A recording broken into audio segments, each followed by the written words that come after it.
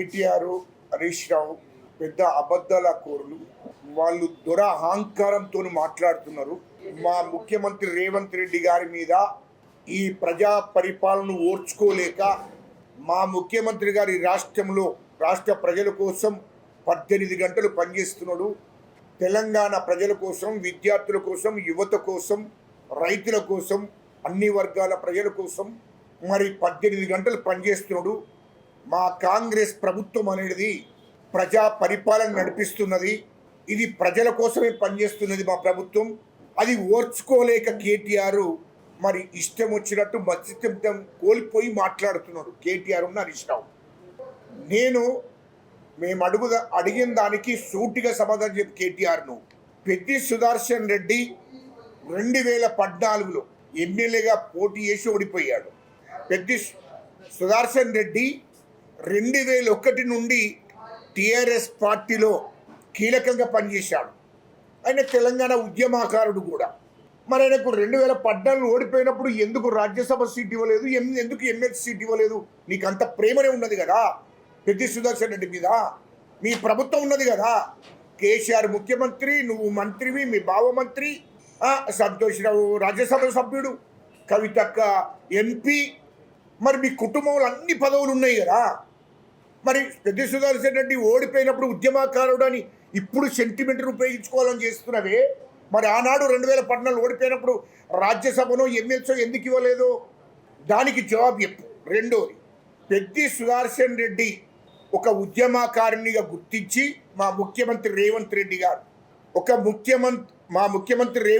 గారు ఒక ఉద్యమకారునిగా గుర్తించి పెద్ది సుదర్శన్ రెడ్డికి అనారోగ్యం అయిందన్న వెంటనే డీజీపీ గారికి చెప్పి ఆదేశాలు జారీ చేసి మొత్తం అక్కడ వరంగల్ నుండి ఇక్కడ హైదరాబాద్ దాకా యశోద హాస్పిటల్ దాకా క్లియరెన్స్ ఇచ్చాడు.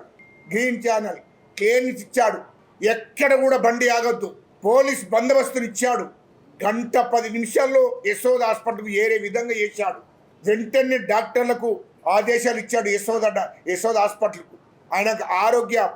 ఆయన ఆరోగ్యంగా ఉండే విధంగా మీరని చూసుకోండి, ఏదైనా ఈ ప్రభుత్వం చూసుకుంటుంది అని చెప్పి ఎప్పటికప్పుడు యశోద హాస్పిటల్ డాక్టర్లను అడిగి తెలుసుకున్నాడు మా ముఖ్యమంత్రి గారు.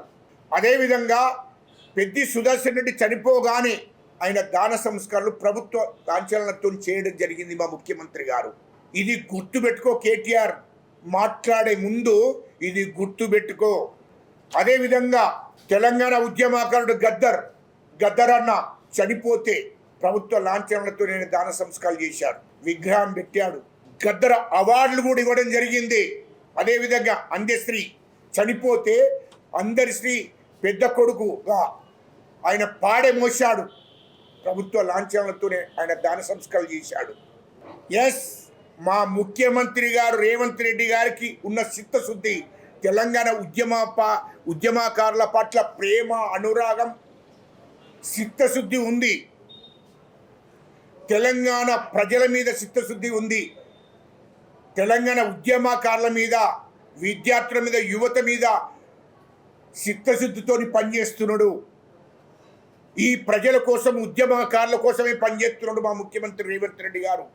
ఇది గుర్తుపెట్టుకోమని చెప్తున్నా. రెండోది, నిన్ను అడుగుతున్నా, 1200 మంది బిడ్డలు తెలంగాణ ఉద్యమకారులు చనిపోతే, తెలంగాణ రాష్ట్రం కోసం చనిపోతే, తెలంగాణ ఉద్యమకారులు ఎస్సీలు, ఎస్టీలు, బీసీలు, రెడ్లు తెలంగాణ రాష్ట్రం కోసం 1200 మంది బిడ్డలు చనిపోతే ఎప్పుడన్నా వాళ్ళ కుటుంబాలను పరామర్శించిన కేసీఆర్ కానీ, కేటీఆర్ కానీ, హరీష్ రావు కానీ? 10 ఏళ్లలో మీరు అధికారంలో ఉన్నారు. బాగున్నాయి, 10 ఏళ్లలో మీరు అధికారంలో ఉన్నారు. ఎప్పుడన్నా పరామర్శించారా? రెండోది, తెలంగాణ ఉద్యమకారులు చనిపోతే 10 ఏళ్లలో మీ ప్రభుత్వం ఉన్నప్పుడు, కేసీఆర్ ముఖ్యమంత్రిగా ఉన్నప్పుడు తెలంగాణ ఉద్యమకారులు చనిపోతే ప్రభుత్వ లాంఛనాలతో ఎప్పుడన్నా దాన సంస్కారాలు చేశారా? తెలంగాణ ఉద్యమకారులు చనిపోతే ఎప్పుడన్నా వాళ్ళ కుటుంబాలను పరామర్శించారా మీరు? కేటీఆర్, దీనికి జవాబు చెప్పు. నువ్వు ఫస్ట్ దీనికి జవాబు చెప్పి మాట్లాడు. ఎట్లా మాట్లాడుతున్నారా భయ్ మీరు? ఎట్లా మాట్లాడుతున్నారు? అదేవిధంగా సాయన్న కంటోన్మెంటు ఎమ్మెల్యే, ఆయన 6 సార్లు ఎమ్మెల్యే, ఒక దళితుడు 6 సార్లు ఎమ్మెల్యేగా ఉన్నప్పుడే చనిపోయిండు ఆయన. సాయన్న ఆయన దాన సంస్కారాలు ప్రభుత్వ లాంఛనాలతో ఎందుకు చేయలేదు? మీ ఆనాడు కేసీఆర్ ముఖ్యమంత్రి కదా, సాయన్న చనిపోతే ప్రభుత్వ లాంఛనాలతో ఎందుకు దాన సంస్కారాలు చేయలేదు అని అడుగుతున్నా. దానికి జవాబు చెప్పు కేటీఆర్. అరే లుచ్చానా కొడుక, దీనికి జవాబు చెప్పొచ్చు. రెండవది, అదేవిధంగా వాళ్ళ బిడ్డ చనిపోయింది యాక్సిడెంట్లో, ప్రభుత్వ లాంఛనాలతో దాన సంస్కారాలు చేశావా? చేయలేదు. అదేవిధంగా సాయి చందు తెలంగాణ ఉద్యమకారుడు, కళాకారుడు, తెలంగాణలో నీ టీఆర్ఎస్ బతికి బట్టగట్టి గెలిచింది అంటే సాయి చందు పాటల మీదే, పాటల మూలంగానే. సాయి చందు అప్పుడు ప్రభుత్వంలో భాగస్వామి, నామినేటెడ్ పోస్టు ఇచ్చారు, మరి పదవిలో ఉన్నప్పుడే చనిపోయాడు. మరి తెలంగాణ ఉద్యమకారుడే కదా సాయి చందు. ఆయన దాన సంస్కారాలు ప్రభుత్వ లాంఛనాలతో ఎందుకు చేయలేదు అంటున్నా కేటీఆర్. అరే లుచ్చానా కొడుకులారా, ఇవిటికి మీరు జవాబు చెప్పండి. హరీష్ రావు గారి, కేటీఆర్ గారి, దీనికి జవాబు చెప్పండి. అదేవిధంగా కొండ లక్ష్మణ్ బాపూజీ 1969లో ఆయన మంత్రి పదవికి రాజీనామా చేసి తెలంగాణ రాష్ట్రం వచ్చేదాకా నేను అసలు పార్టీ పదవులు కానీ ప్రభుత్వంలో భాగస్వామ్యం కాను అని చెప్పి శపథం చేశాడు, ప్రమాణం చేశాడు. అప్పటి నుండి ఆయన చనిపోయేదాకా కూడా ఏ పార్టీ పదవులు తీసుకోలేదు, ప్రభుత్వంలో భాగస్వామి కాలేదు. అయినా టీఆర్ఎస్ పార్టీ పెట్టినప్పుడు టీఆర్ఎస్ పార్టీకి ఆయన సొంత ఇల్లు ఇచ్చాడు కొండ లక్ష్మణ్ బాపూజీ. ఆయన స్వతంత్ర శ్రమయోధుడు, పెద్ద ఉద్యమకారుడు, తెలంగాణ కోసం త్యాగం చేసినటువంటి పెద్ద ఆయన చనిపోతే కేసీఆర్ ఇక్కడ ఉండి, కేటీఆర్ ఇక్కడ ఉండి, హరీష్ రావు ఇక్కడ ఉండి, లుచ్చానా కొడుకులారా ఆయన చనిపోయినాడు, మీరు ఎవరైనా నచ్చారా అని అంటున్నా. ఆయన చనిపోయినాడు, నీ కుటుంబంలో ఎవరైనా నచ్చారా?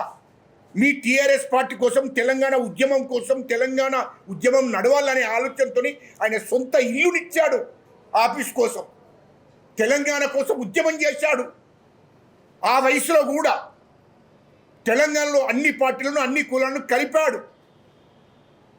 అటువంటి పెద్ద మనిషిని కొండ లక్ష్మణ్ బాపూజీ గారిని చనిపోతే, కొండ లక్ష్మణ్ బాపూజీ చనిపోతే ఎందుకు కేసీఆర్, కేటీఆర్, హరీష్ రావు రాలేదు అది చెప్పండి. పెద్ద ఉద్యమకారుడు, తెలంగాణ కోసం త్యాగం చేసిన వ్యక్తి, మరి ఎందుకు మీరు రాలేదు అని అడుగుతున్నా. నేను ఇవన్నిటికి జవాబు చెప్పు.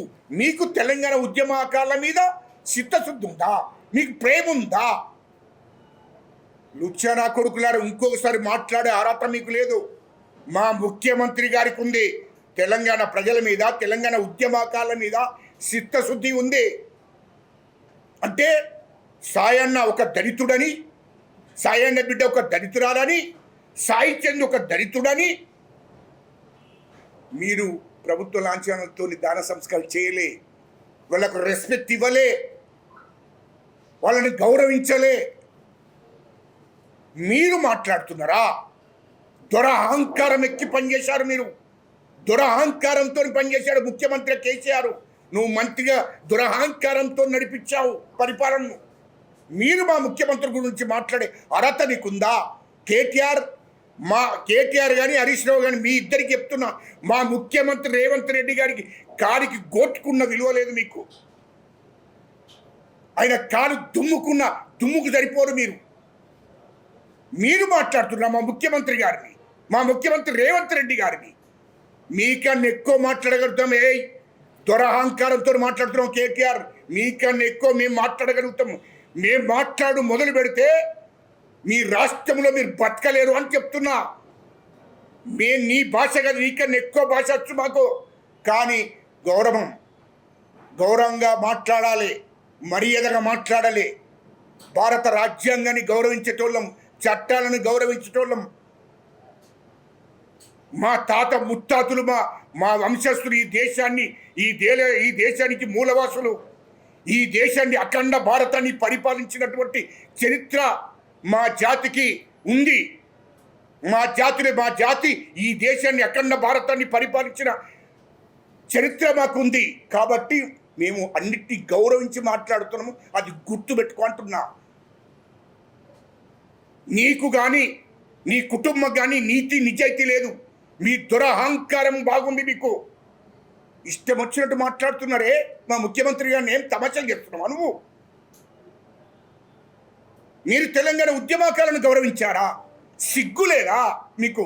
ఏమయ్యా, మొత్తం కేసీఆర్ ముఖ్యమంత్రి కాగానే నువ్వు మంత్రి ఉన్నప్పుడే నీ కుటుంబం మొత్తం తెలంగాణలో ధర్నా చౌకులన్నీ ఎత్తివేశారు. ఇది వాస్తవం కాదా? తెలంగాణ ప్రజలు కానీ, విద్యార్థులు కానీ, యువత కానీ, ఉద్యమకారులు కానీ రోడ్ల మీదకి వచ్చి ధర్నాలు, రస్తా రోకోలు చేస్తే బాగుండది అని ఉక్కుపాదం మోపినోళ్ళు మీరు. ఇవాళ ఇందిరా చౌక్ నువ్వు నిషేధం పెట్టారు. కేసీఆర్ ముఖ్యమంత్రి అయినాక కేటీఆర్ మీ ప్రభుత్వము ఇందిరా పార్కును నిషేధించారు. మా రేవంత్ రెడ్డి గారు ముఖ్యమంత్రి అయిన వెంటనే తెలంగాణ రాష్ట్రంలో అన్ని ధర్నా చౌకులన్నీ కూడా నిషేధం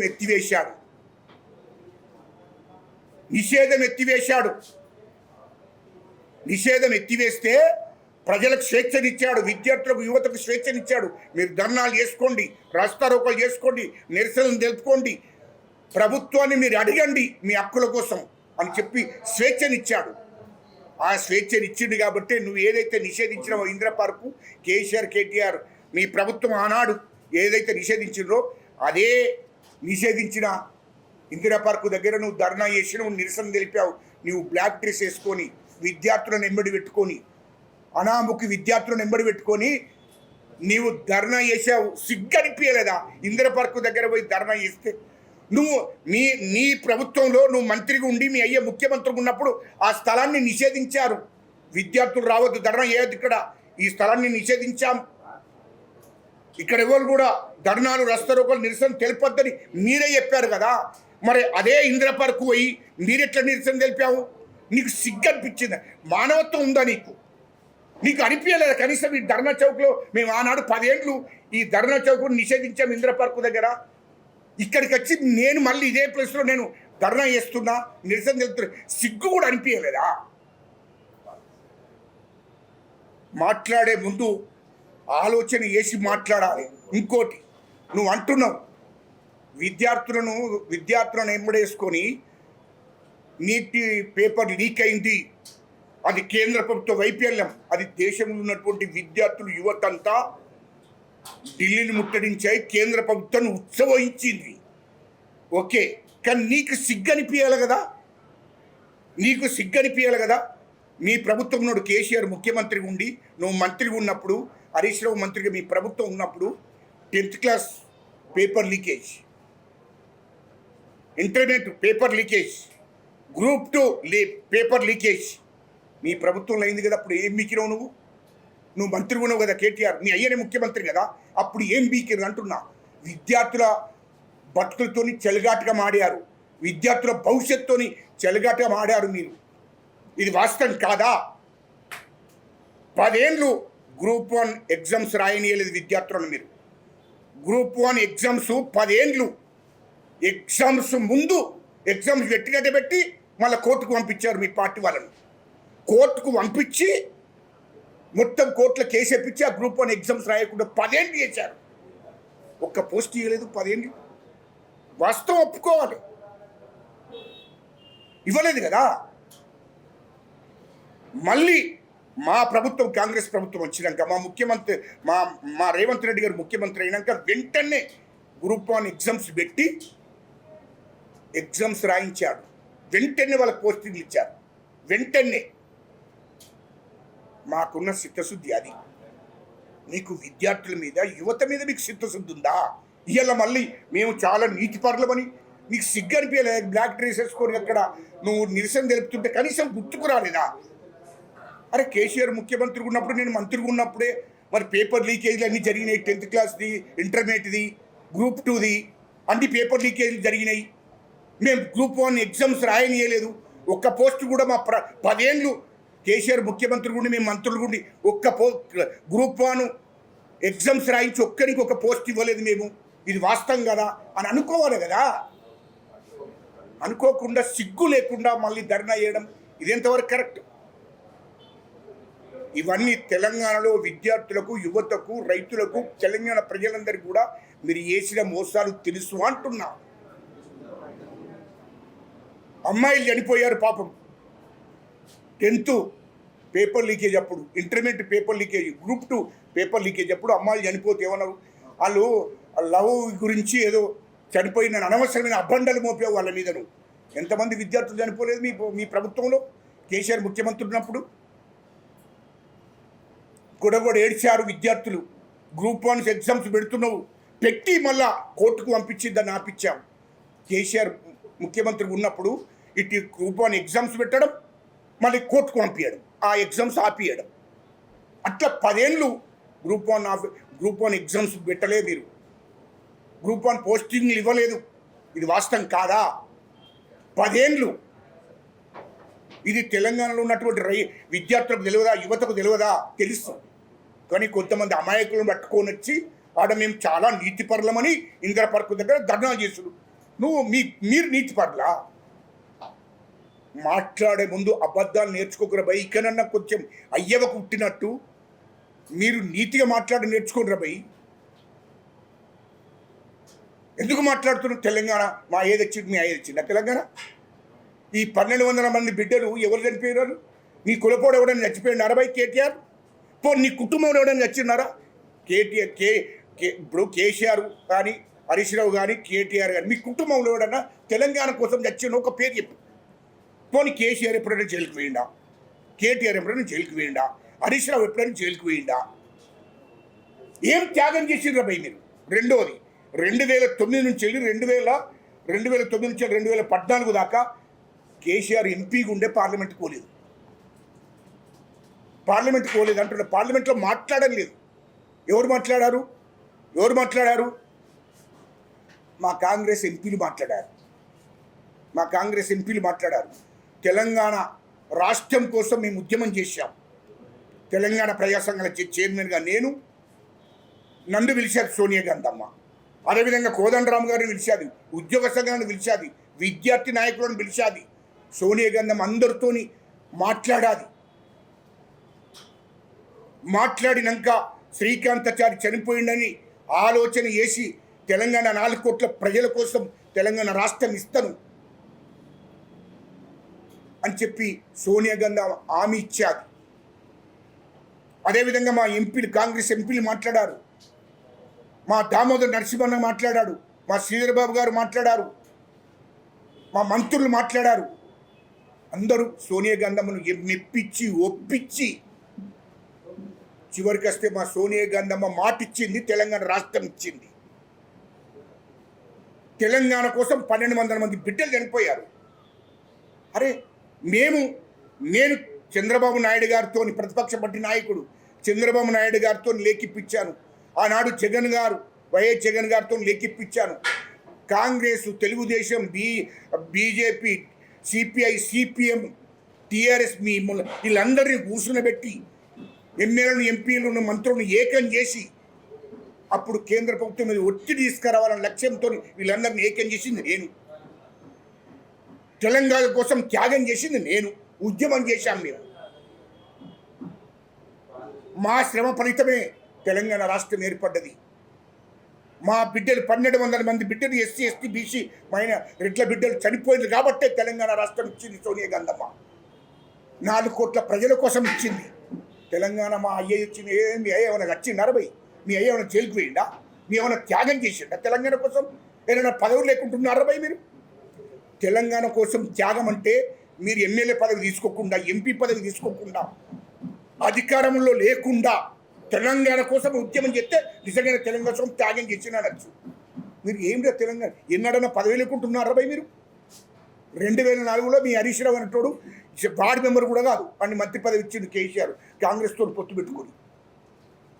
కేసీఆర్ అంటోడు కేంద్ర మంత్రి అయ్యాడు కాంగ్రెస్ అప్పుడు యూపీఏ ప్రభుత్వంలో. మా మన్మోహన్ సింగ్ గారు ప్రధానమంత్రి, కార్మిక శాఖ మంత్రిని తీసుకున్నాడు, తెలంగాణ సెంటిమెంట్ని అడ్డు పెట్టుకొని కేంద్ర మంత్రిని తీసుకొచ్చుకున్నాడు. ఇది మీ చరిత్ర. మీ చరిత్ర అంటే ఏందిరా మీ చరిత్ర? ఇది తెలంగాణ ప్రజలందరికీ కూడా తెలుసు. కేటీఆర్ ఇలాంటి అబద్ధాలు మాట్లాడ, మీరు ఏదో తెలంగాణ కోసం త్యాగం చేసినట్టు. ఏంద్రబాయ్ మీ తెలంగాణ కోసం ఏం త్యాగం చేసి చెప్పండి, చర్చ పెడదామా?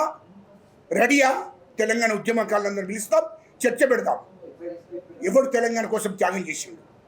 తెలంగాణ కోసం త్యాగం చేసింది మేము. తెలంగాణ కోసం ఢిల్లీకి 100 సార్లు పోయింది మేము. తెలంగాణలో అన్ని పార్టీ ఎమ్మెల్యేలను, ఎంపీలను, మంత్రులు ఏకం చేసింది నేను. అటు ఉద్యోగ సంఘాలు, ఇటు పొలిటికల్ చైర్మన్ కోదండరామ్ గారు, ఇటు విద్యార్థులు అందరం కలుపుకొని ఉద్యమం నడిపించింది మేము. అందరిని ఏకం చేసింది నేను. తెలంగాణ రాష్ట్రం తీసుకొచ్చింది మేము. ఏం మాయ తీసుకొచ్చినట్టున్నావు ఏంద్ర? లుచ్చా నా కొడుక, నాలుకే ఘోషిస్తాం నా కొడుక. తెలంగాణ ప్రజలను నమ్మించే కార్యక్రమం చేస్తే మేము ఉరుక్కునే ప్రసక్తే లేదంటున్నా. మా ముఖ్యమంత్రి గారిని ఇంకొకసారి మాట్లాడితే చెప్తాను ఈ సంగతి. నీ డాటా అంతా నా దగ్గర ఉంది, నీ కథ అంతా నా దగ్గర ఉంది. 3 లక్షల కోట్లు దోసుకున్నారా మీరు? మీ అయ్యా ముఖ్యమంత్రిగా, నువ్వు మంత్రిగా ఉండి, హరీష్ రావు మంత్రిగా ఉండి, హైదరాబాద్ చుట్టూ 30,000 ఎకరాల భూమిని మీరు మీ బినామీ పేర్ల మీద పెట్టుకున్నారు నా కొడుకులారా. ధరణి తీసుకొచ్చిందే ఈ భూములను కబ్జా చేయడానికి. కేసీఆర్ అన్నాడు ధరణి తీసుకొచ్చింది. ఇది తెలంగాణ ప్రజలకు తెలియదు అనుకోకండి. మీ మోసపు మాటలు తెలంగాణ ప్రజలు వినడానికి సిద్ధంగా లేరు అని చెప్తున్నాను.